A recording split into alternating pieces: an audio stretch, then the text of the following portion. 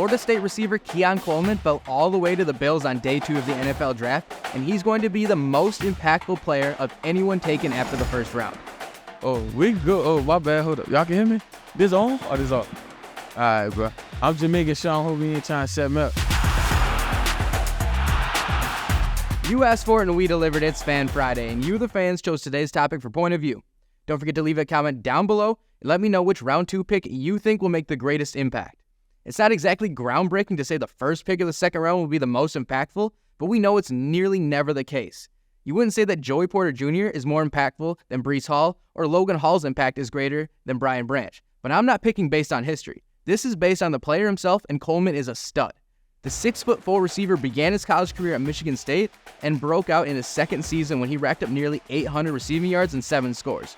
He then transferred to Florida State and played just 1 season there, but was electric, catching 11 touchdown passes on just 50 receptions. Pretty darn efficient. Some thought he could sneak into the first round of the draft, but the top selection in the second round was pretty much on par. But that doesn't mean the rest of the league was right in letting him drop that far. And the Bills needed to make a great pick after they traded away the 28th overall pick to the Chiefs and let them select the next Tyreek Hill and Xavier Worthy.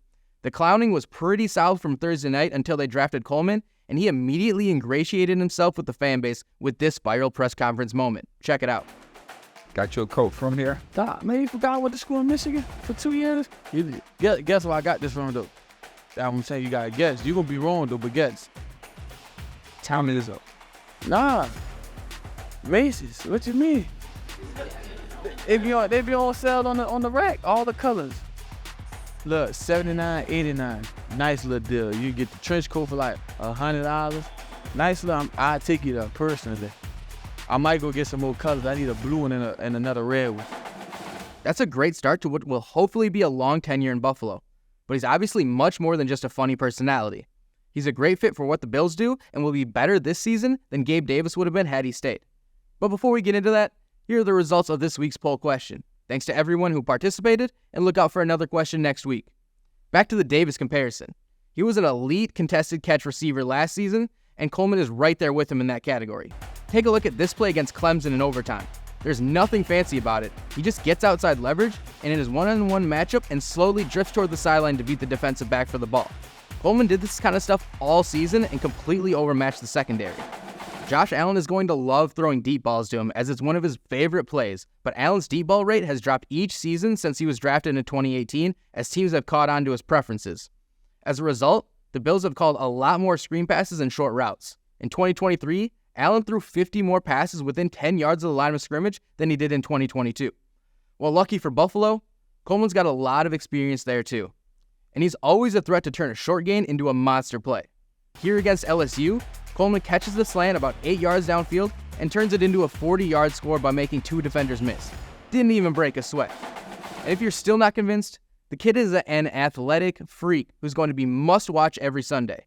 He didn't test as well as some other receivers at the Combine, but what he's shown on the field is among the best of the best. Here against Southern Miss, Coleman catches the hook route along with the sideline and makes the first man miss.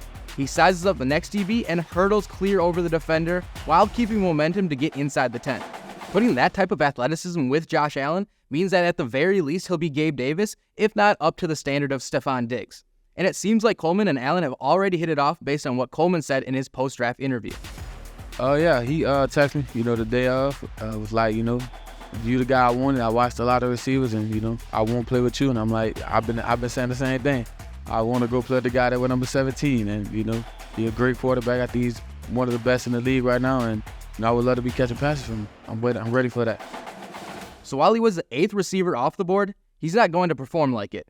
He gets the benefit of joining a team already in championship contention and with a clearly defined role as the number 1 receiver. If we use the logic that many are using with Caleb Williams, that he is in the best spot of any rookie QB who's going to start from day 1, Coleman could be the wideout equivalent.